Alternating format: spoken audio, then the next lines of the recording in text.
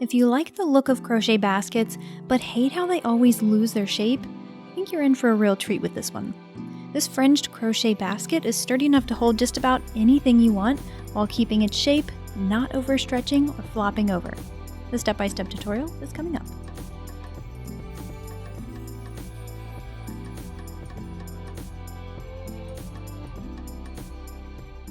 So the secret to making this basket extra sturdy is cotton macramé cord. This stuff is perfect for projects you want to be rigid or really hold their shape. It's not the easiest to work with. It'll give your hands kind of a workout, but it's the best stuff I've found for crocheting baskets. This is a 3mm cord, and you'll need about 109 yards of it. So first things first, make your slip knot in chain 3. We'll be working with half double crochets throughout this entire project, so find the third chain from the hook and make 7 half double crochet there.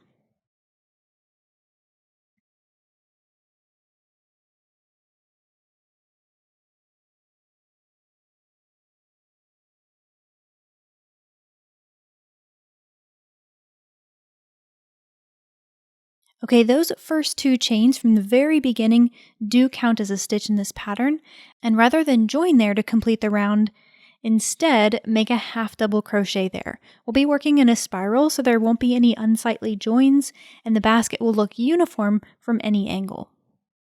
When you get that first half double crochet made, go ahead and mark it with a stitch marker so you know that's the first stitch of round 2, and make another half double crochet in the same stitch. Then continue with 2 half double crochet in each remaining stitch.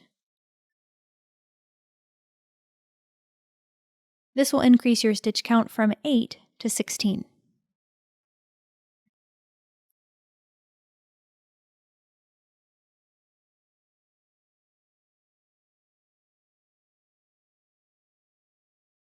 Moving on to round 3, we'll increase again. Make 1 half double crochet in the marked stitch. And don't forget to replace the marker when you're done, and increase in the next stitch. In other words, 2 half double crochets in the next.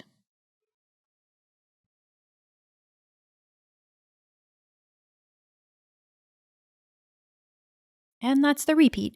1 half double crochet, followed by 2 half double crochet. And at the end of this round, you'll have 24 stitches.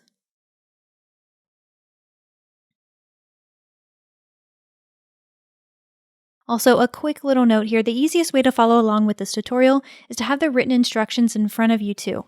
You can view them for free on my website, or if you prefer to have a copy to print or save for later, you can purchase the PDF from my shop. I'll have a link to both of those options in the description below. Alright, round number 4, half double crochet in the first 2 stitches,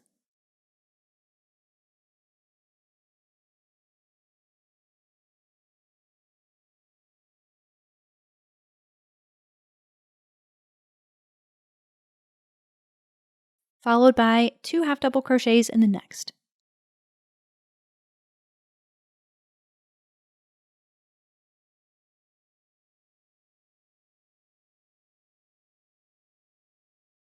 And repeat.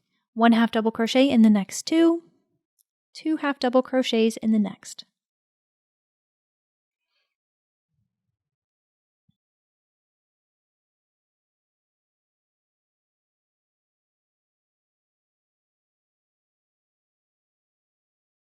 So at the end of round number 4, you'll have 32 stitches, and we'll continue to make this bigger.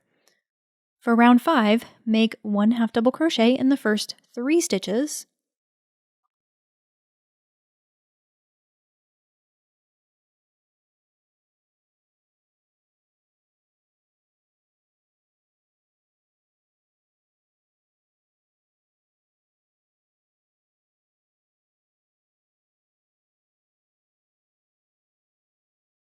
and 2 half double crochets in the next.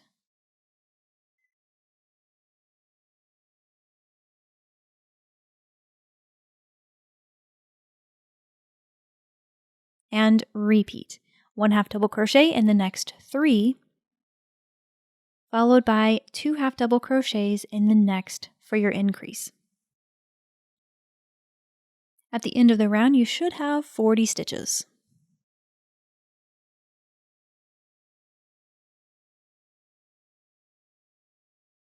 Moving on to round number 6, our final increasing round, you'll make 1 half double crochet in the first 4 stitches.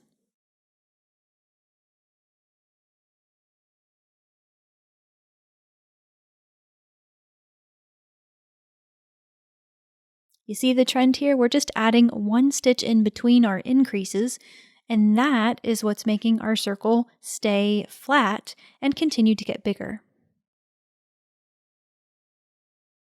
And followed by 2 half double crochets in the next stitch. You guessed it, repeat. 1 half double crochet in the next 4 stitches, followed by 2 half double crochets in the next.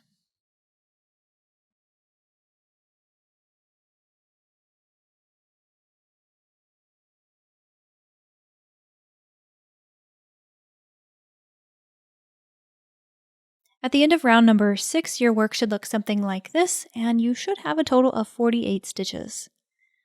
Next, we have a long and simple repeat. So for rounds 7 through 23, you'll just make 1 half double crochet in every stitch.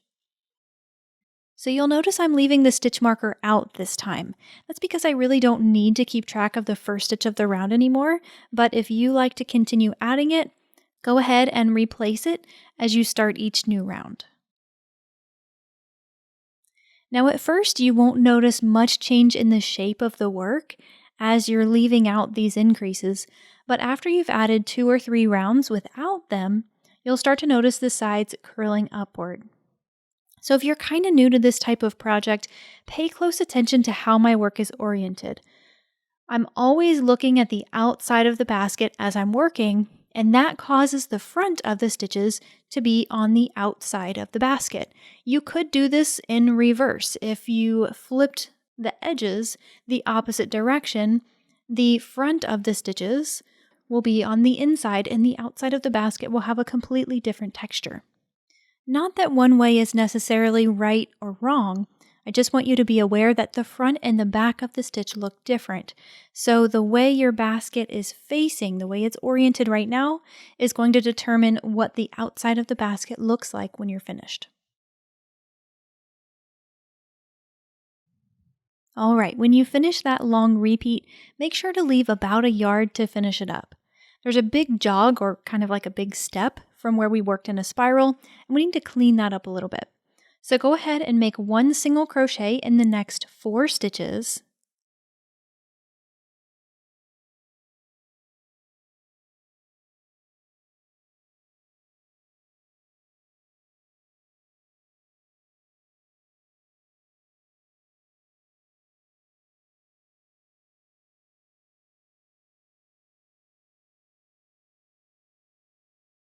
Then make a slip stitch in the next 2 stitches. So we're sort of graduating that down.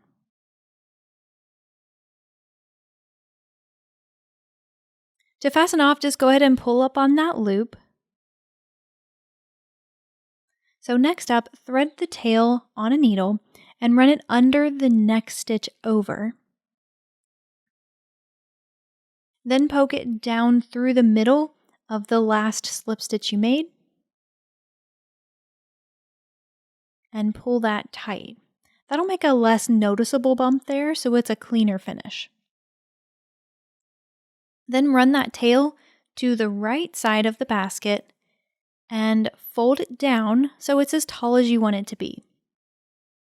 Now, I'll be honest, I cheated a little bit here and I just tucked my tail away under this fold because it's not incredibly easy to weave in this macrame cord. If you've got the patience and you can do it, go ahead and do that, but it's really not necessary. It's hiding underneath this fold and I don't anticipate that it's going to work itself out in any way. Now for the fringe. Obviously, this is an optional step if this is the kind of look you're going for. If not, it's perfect as is. Go ahead and use it and enjoy it.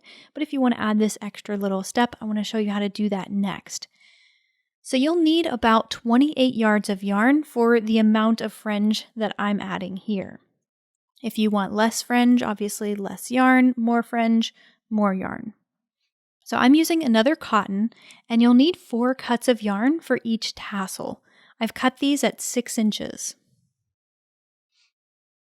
Fold that group in half and set it aside, and insert your hook through any stitch from the inside of the fold outward. Then place the group on your hook and pull it through the stitch far enough that you can get your fingers through that big loop. And grab the tails and pull them through.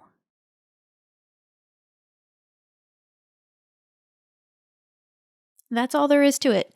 So I added a tassel for all 48 stitches, but of course you can add as many or as few as you want.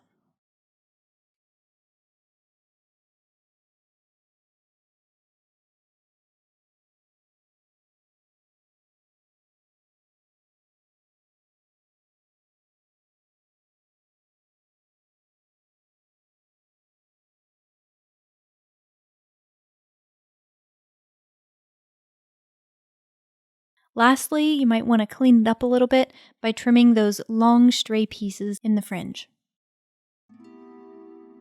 That's all for now, friends. I appreciate you watching, and I hope you enjoyed this practical little project. Don't forget to check out the description for links to the pattern so you can see the supplies and steps in more detail.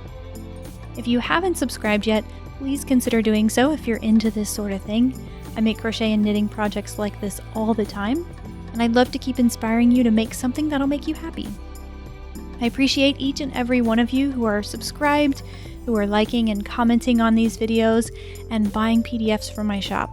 You guys are absolutely amazing, and your support keeps this channel going. Happy hooking, and I'll see you in the next one.